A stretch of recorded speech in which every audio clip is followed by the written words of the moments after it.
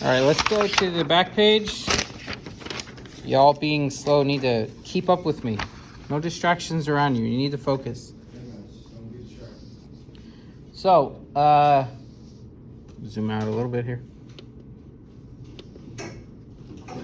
What view is missing?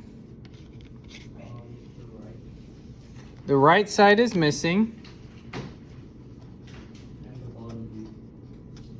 We don't need a bottom view.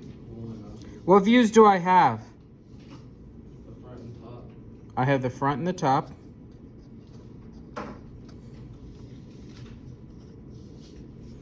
And what is this view called? The isometric, that one isn't part of the multi-view, but it is often with them. Multi-views are 2D drawings. This is a 3-dimensional drawing. Now, if I want to construct the right, it's made up of what 2 dimensions? Like there's height, there's width, and there's depth. What are the 2 dimensions that make up the right side view? Height and width. No, it's height and depth. Height and depth. Now, what other view also shares height? The front. Okay. So the front is made up of height. So all things related to height, I can kind of project lines over to it. Now, which view has depth in it? Top. So I'm trying to show you where I'm going to get my information from. What does the front and the top share together, by the way? The front and the top height. No. You can't see height from a top view.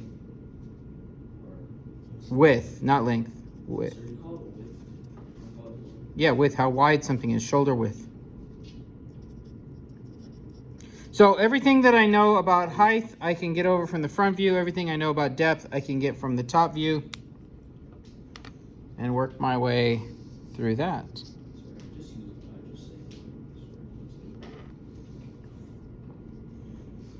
So let me use my pencil and start projecting lines over.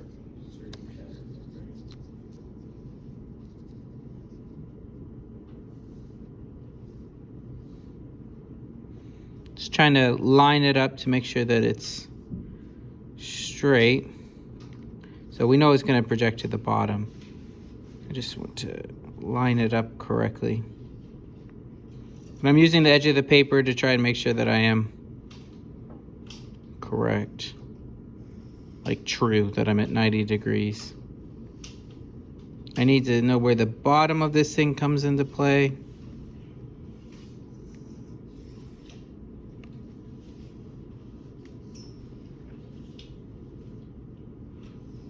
The bottom of the circle. I want to mark the center of the circle.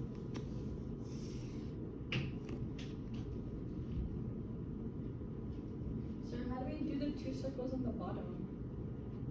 Yeah, we will have to add the circles. Wow. They're going to look like rectangle prisms. What's a rectangular prism,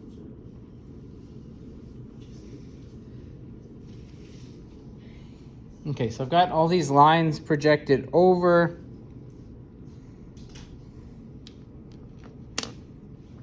I know the bottom of it is just going to be a rectangle prism. What's a rectangular prism?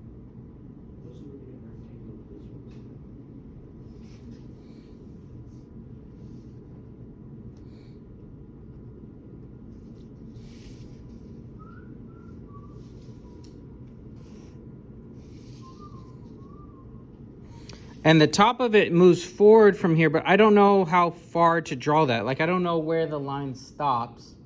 But that's not, I need to find that out.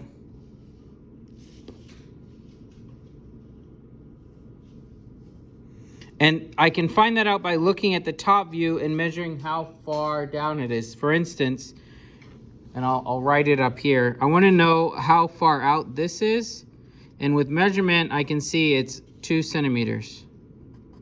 And I also need to know how far the kind of neck is right here. And this is also 1 centimeter. So that tells me how far out to draw this.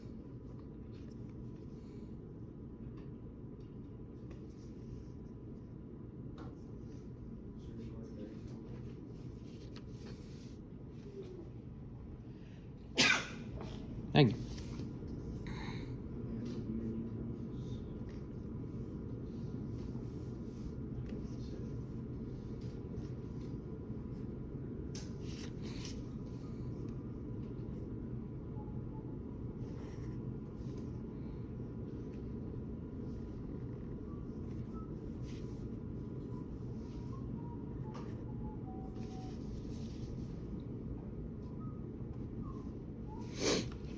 Now, in here, if I look in the 3D view, I see that the line continues to go up through the curved area, and it actually should stop at the midpoint. I drew a line over where the midpoint is, so that tells me where this edge comes up to.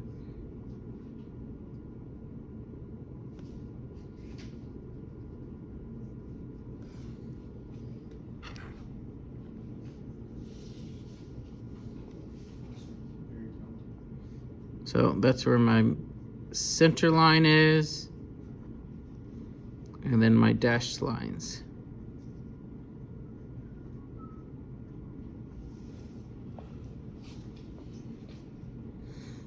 And I should be able to make a center line for the front view that's missing. And connect the front and the top together with their center lines and the hidden lines that we'd have from the edge of the circle.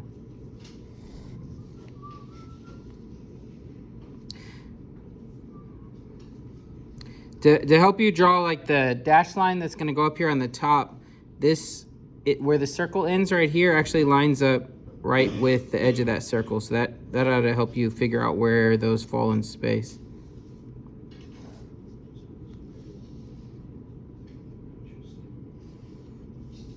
And then I should also be able to mark where these are down here. Someone had mentioned earlier, what about those?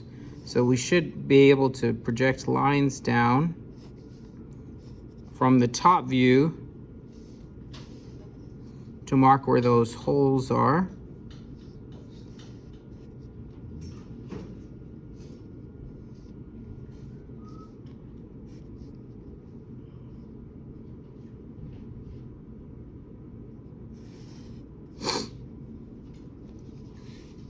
And I can measure the holes. If I put my ruler up to it, they're 1 centimeter in diameter, and they're 5 millimeters off from the back. So if I put my ruler up here at 15 millimeters, I can mark the edge, the center, and the end.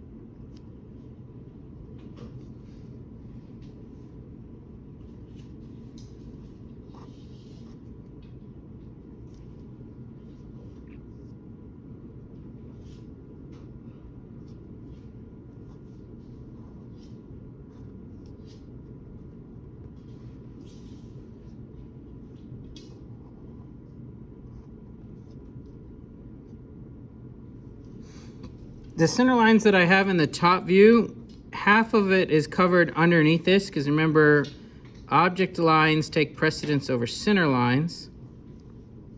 So I don't see the full center line. I only see half of it for the plus sign view here. It goes underneath here. But I do see the hidden lines here, and then a center line for the eye bolt top. And I would see the center line here at the front as a plus sign. The 2 holes that hold the bracket down, I see the hidden lines for those and the center lines. And then from the side view, I'd be able to see this one hole here.